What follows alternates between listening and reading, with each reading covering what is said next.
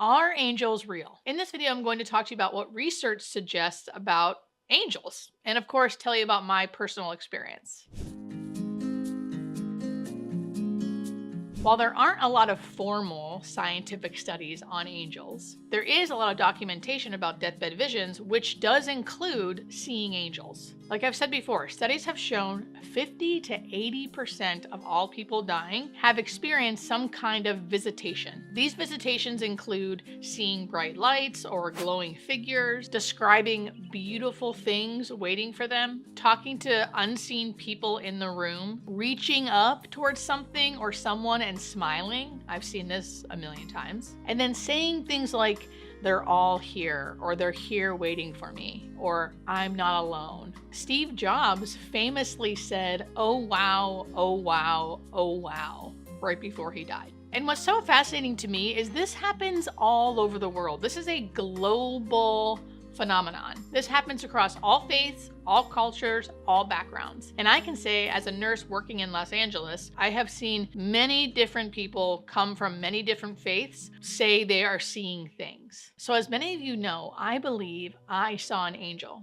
And what was surprising to me, one, was that I was, not really expecting it. I've never really thought about this topic much. So it was surprising what it looked like to me. In my eyes, an angel has wings and is light and is airy and feels very peaceful and soft. But from my experience, at least the thing, what if you want to call it, I don't know what you want to call it, the angel, the thing, the spirit that I saw didn't feel like that. I'll tell you the story in a second, but what I could describe it as is like something big, huge, solid, right? Something big, huge, solid. It may have wings, but if they did, they were like tucked behind it, right? It did look like a human figure, like a head, broad shoulders, if you want to call it that.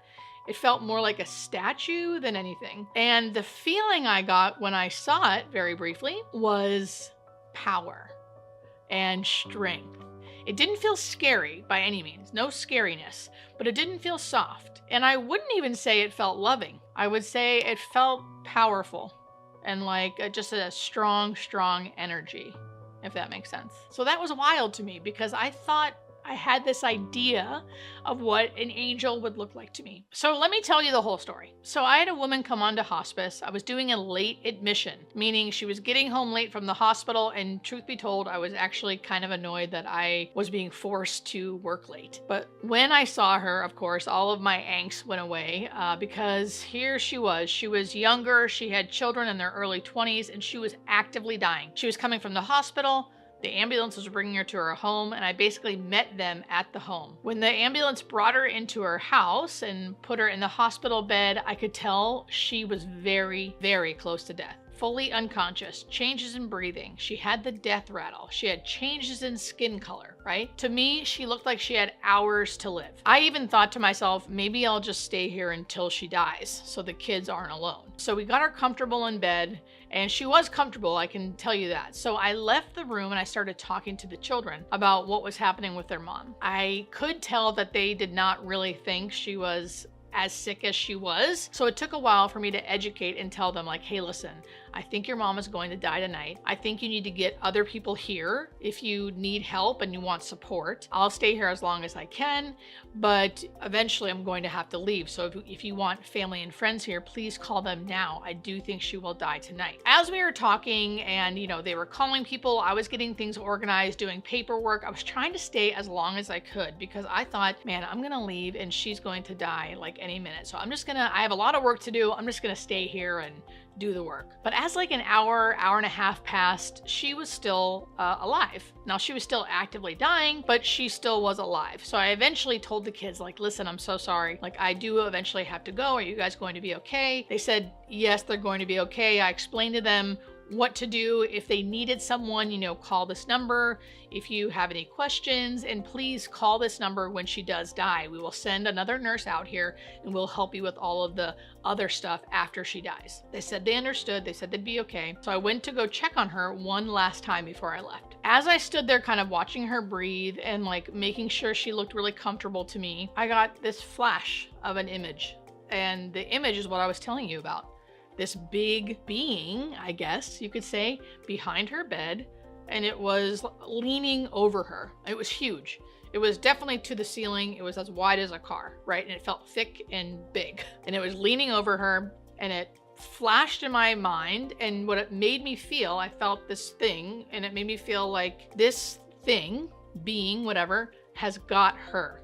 This is mine, it basically said to me, meaning she's mine. And it felt powerful and it felt strong. It didn't make me feel scared at all, but it did not feel warm and soft and fuzzy. I'll tell you that. Okay, so being the nurse that I am, who doesn't really even know if she believes in these things, I quickly pushed that out of my head and just thought that was like me making things up, right? I didn't give it a second thought. And I leave. I go home. I'm thinking of the family because it was I felt bad for them. It was sudden. This was going to be hard. So I'm thinking of the family. I go to sleep. I wake up. The first thing I do when I wake up is check my work phone to see when she died and like who went to go see them and if they were okay. And sure enough, nothing on my work phone, nothing in the emails talks about this woman dying. So I call the office and I'm like, hey, who went to go see so-and-so? Like she definitely would have died last night. And they're like, no, we didn't get any death calls. And I thought, great. Like that's really what I thought. Oh, great. The family called 911. She's probably in the hospital. Oh gosh, I feel so bad. So I call the family. It's really early in the morning. It's probably 7:30 in the morning. I call the family. The son answers and I'm like, hey, how'd it go last night? Sorry to call so early. Just checking on you because I didn't see any calls from you. And he was like, oh my gosh, Julie, yeah, no, last night was nice. Like mom slept through the night, woke up this morning and said she was hungry. She's eating pancakes in the kitchen. I'm getting chills just thinking about it. Who do I hear in the background laughing? I hear her laughing with her other child in the background. And I am shocked. I can't really even hold my shock. I'm like, what? She's what? He's like, yeah. She said she was hungry. She wanted pancakes. And I'm thinking, I have to see this for myself. So I get ready for work and I'm like, you're going to be my first visit. I'll see you in, an hour or so. And I drive over there. And sure enough, there she is. Up, walking, talking, eating. And my first thought was not, oh, I saw an angel and this is a miracle. That was not my first thought. My first thought as a nurse was, oh my God, this is the biggest rally I've ever seen. I've never seen someone rally this big, right? She's gonna die any day now. So of course, I feel like it's an obligation for me to tell the children, like, don't get your hopes up. I think she's gonna die soon. And I do say that in so many words because I want them to expect that because that's what I thought was happening, but I was wrong. She did not die.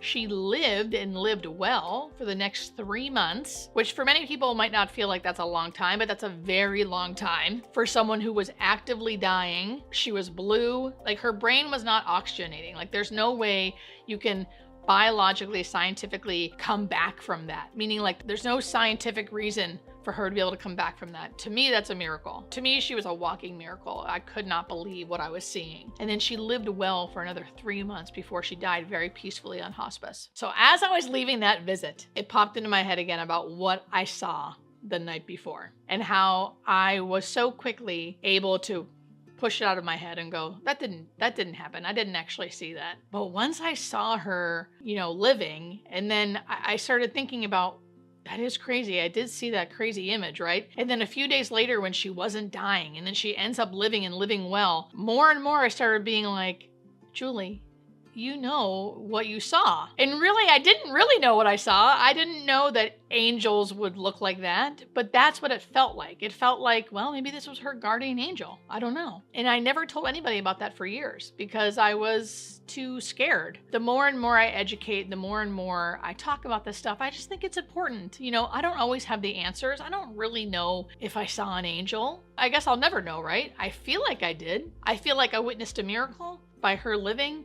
And then it's hard for me to say that without acknowledging the fact that before I left her room that night, something gave me an image in my mind of a being standing over her that gave me a message of, this is mine, she is mine, with a feeling of like power and strength and care. Yeah, I've come to the conclusion now that I think I saw an angel. And maybe there's different kinds of angels. Maybe some angels look like that. Some angels look like something else. I don't know. This has never happened to me since, right? But I always like to share that because I think it's a fascinating story. I think it's a fascinating part of end of life.